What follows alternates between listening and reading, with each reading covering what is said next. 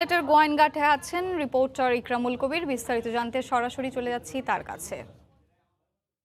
ভয়াবহ পরিস্থিতির মধ্যে সিলেটের যে বিভিন্ন উপজেলা, আগে ৬টি উপজেলা ছিল, এখন প্রত্যেকটি উপজেলা পানিবন্দী হয়ে গিয়েছে।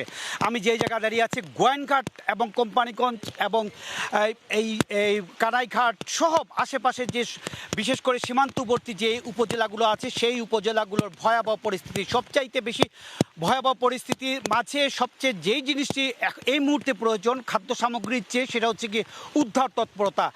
এই এলাকার এই যে কোম্পানিগঞ্জ এলাকার যে প্রধান সড়কটি বঙ্গবন্ধু মহাসড়ক, সিলেট থেকে যে ভোলাগঞ্জ সড়কটি চলে গেছে, এই সড়কটি এখন পানির নিচে তলিয়ে গিয়েছে। এই সড়কটি মূল যেই উপর থেকে অনেক উঁচুতে এই সড়কটি করা হয়েছিল, কিন্তু পুরো পানির নিচে তলিয়ে যাওয়ার তেই বোঝা যাচ্ছে যে পরিস্থিতি। আমরা যখন সকালে এসেছিলাম 10টার সময়, এই জায়গাটি শুকনো ছিল, এখন পানিতে নিমজ্জিত হয়ে গিয়েছে। এবং এই যারা বানভাসী মানুষেরা আটকে পড়েছে বিভিন্ন উপজেলায়, তাদেরকে উদ্ধারের জন্য সেনাবাহিনী কিছু সময়ের মধ্যেই এই উপজেলায় এসে পৌঁছবে এবং কোম্পানিগঞ্জ গোয়াইনঘাটের বানভাসী মানুষদের উদ্ধারে সেনাবাহিনী মোতায়েন করা হয়েছে এবং তারা এই বিভিন্ন স্পিড বোট সহ বিভিন্ন যান নিয়ে এই এলাকায় পৌঁছে যাবে, এমনটি আমার সাথে কথা হয়েছে সেনাবাহিনীর যে সংশ্লিষ্ট কর্মকর্তাদের। অন্যদিকে এসএসসি পরীক্ষা এবং সমমানের পরীক্ষা নিয়ে এই এলাকার মানুষ বেশ উৎকণ্ঠার মধ্যে ছিল এবং এসএসসি পরীক্ষা স্থগিত করা হয়েছে। কিছু সময় আগে মাননীয় শিক্ষামন্ত্রীর সাথে সব বোর্ডের যারা চেয়ারম্যান ছিলেন তাদের একটি জুম মিটিং হয়েছে, জেলা প্রশাসকের জুম মিটিং হয়েছে। জেলা প্রশাসক মোহাম্মদ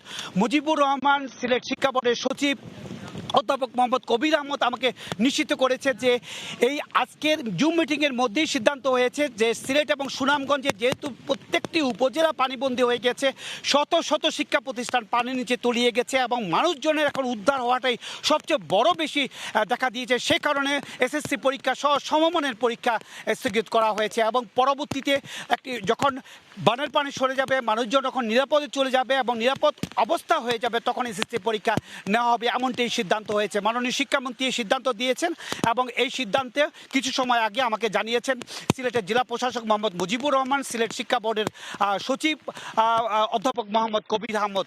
এক কথা বলা যায়, এসএসসি পরীক্ষা নিয়ে দুদিন থেকে বেশ উৎকণ্ঠার মধ্যে ছিল। আমরা যখন বিভিন্ন উপজেলা গিয়েছি, বিভিন্ন বাসা বাড়িতে গিয়েছি, সবাই যারা এসএসসি পরীক্ষার্থী ছিল তারা বেশ একটি সংকটের মধ্যে ছিল, একটি ভয়ের মধ্যে ছিল। এই পরিস্থিতিতে কিভাবে তারা পরীক্ষা দিবে। অনেক বাসা বাড়িতে পানি উঠে গিয়েছে, বাসা বাড়ির বইপত্র জিনিসপত্র সব ভিজে গিয়েছিল।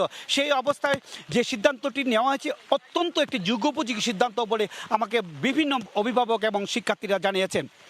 অন্যদিকে সুনামগঞ্জের কথা যদি বলি, সুনামগঞ্জের 12টি উপজেলার প্রত্যেকটি উপজেলা পানিবন্দী হয়ে গেছে এবং সুনামগঞ্জের এখন বিদ্যুৎবিহীন অবস্থায় সুনামগঞ্জ বাসী রয়েছে। সিলেটেরও বিদ্যুতের বিভিন্ন কেন্দ্রে পানি প্রবেশ করেছে, চেষ্টা চালানো হচ্ছে বিদ্যুৎকে সচল রাখার জন্য। এর মধ্যে আমার কাছাকাছি যে সিলেটের ওসমানী আন্তর্জাতিক বিমানবন্দর আছে, শুধুমাত্র রানওয়ে ছাড়া আশেপাশে এলাকায় পানিতে ডুবে গিয়েছে। রানওয়ে কখন পানিতে ডুবে যায় এখন ঠিক বলা যায় না। মোটামুটি এ ছিল সিলেটের যে বন্যা পরিস্থিতির ভয়াবহ রূপ ধারণ করেছে তার সর্বশেষ খবর।